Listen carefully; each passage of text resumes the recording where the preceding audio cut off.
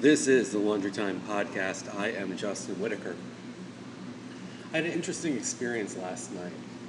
I was digging through a bunch of my old notes, and I came up with a bunch of blog posts that, for some reason, in the transition from Posterous, Blogger, my own self-hosted site, and moving everything over to Tumblr, where I was getting the most traffic, they got lost in the shuffle.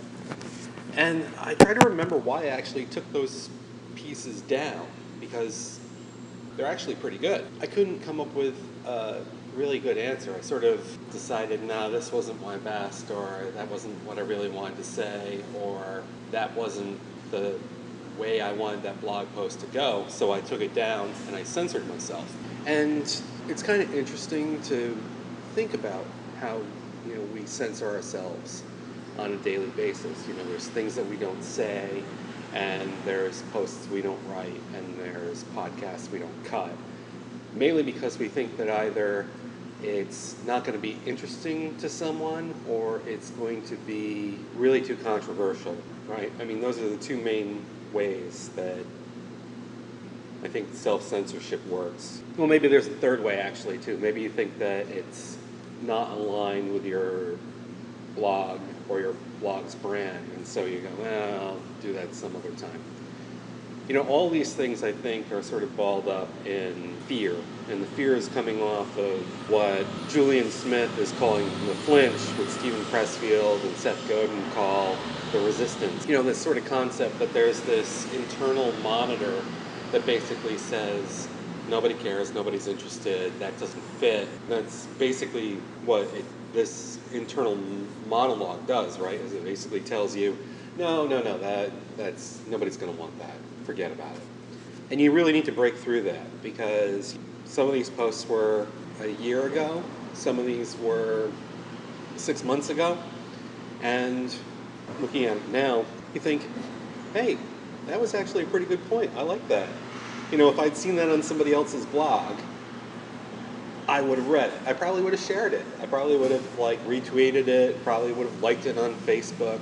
So why did I censor myself? I don't really know. I mean, I just did. In the heat of the moment, I basically said, no, that post isn't something that I actually want to share again, or I don't want that in the archives. Don't censor yourself, okay?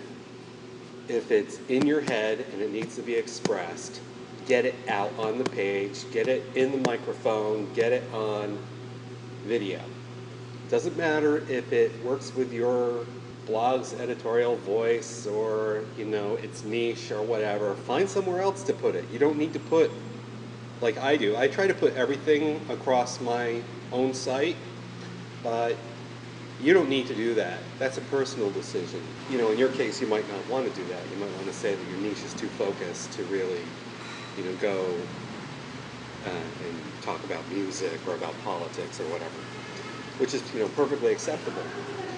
Just so long as you get it out of your head and you get it onto something that you can share later on. Share it on YouTube, share it on SoundCloud, share it on your Tumblr, share it on Pinterest, whatever you got to do. Just get it out of your head and get it out there, because you're going to do like I did. You're going to find yourself looking back on it and go, that's really an important point. I actually think that that's really good. I'm glad I said that, even though the resistance is telling you no. Don't censor yourself. You'll be glad you did. I'm Justin Whitaker for the Laundry Time Podcast. Thanks for listening.